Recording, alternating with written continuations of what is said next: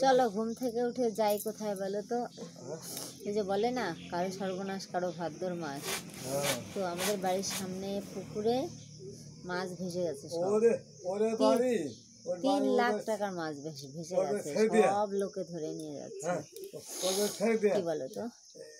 আর ওই পুকুর মালিক সর্বশান্ত হয়ে গেছে। চলো দেখে আসি। তো আমি এই পাশটা দেখাতে পারবো, ওই পাশটা যাওয়া যায় না, ওই পাশটা ভেঙে গেছে, তো তাই ওই পাশটা দিয়ে সব মাছ বেরিয়ে গেছে। তো চলো যাই, ঠান্ডা লেগেছে আমার।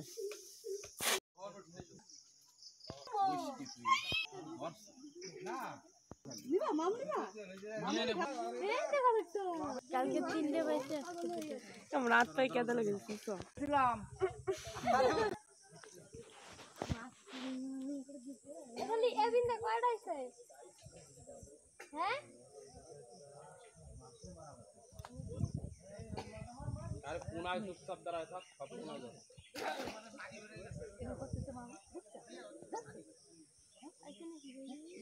ওই যে কি মাছ এটা?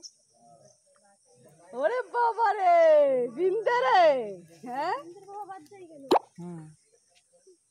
চোখ মুখ টানা না করে বাপি, আবার মাছের নিচে এত বড় বড় সাইজ আছে। হ্যাঁ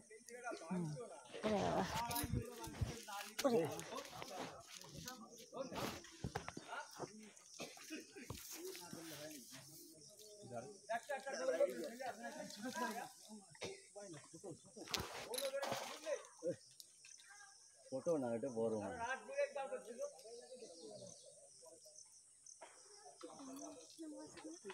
একটা মাছ মরছে না। গত বছর আমি নিজে ইচ্ছা করে ওই জল ঘাটছিলাম না, মাছ মরছিল একটা মাছ। মানে দাঁড়াবো কত বড় একটা এই মাম ওই তো দূরে কুয়া কেমন কাছে না আসলে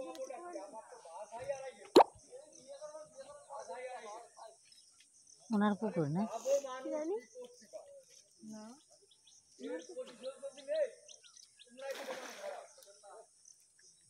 মাছগুলো দিয়ে আকাশে উড়ে পড়ছে, আকাশে উড়ে পড়ছে, আর কোনো পুকুরি কেউ বাঁচছে না।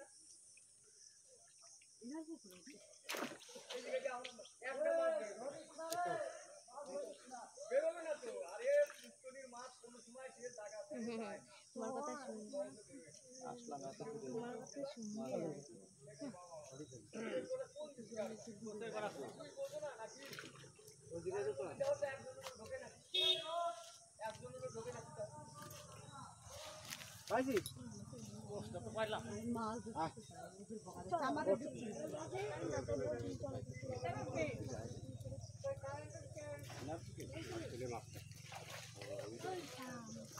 ওটা তো উড়ো উড়ো চলছিলাম।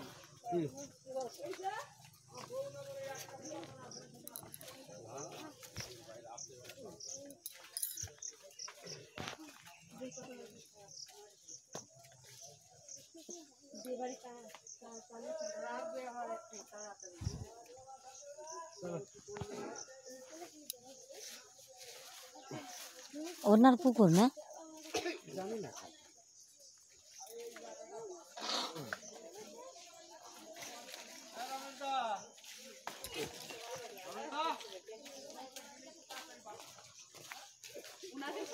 আজকে বাল হালাইছে, আজকে টাকা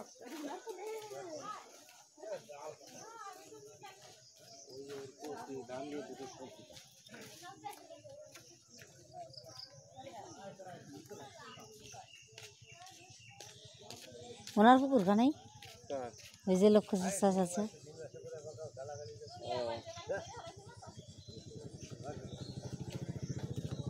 এই পুকুরালা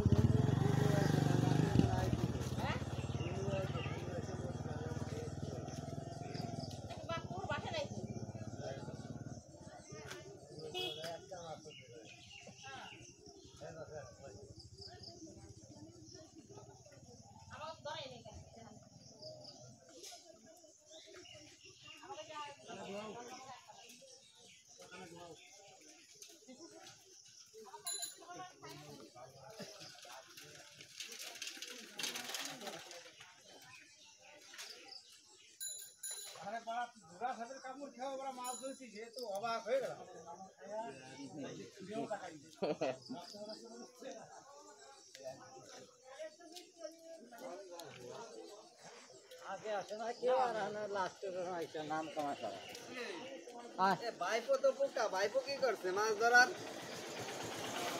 হ্যাঁ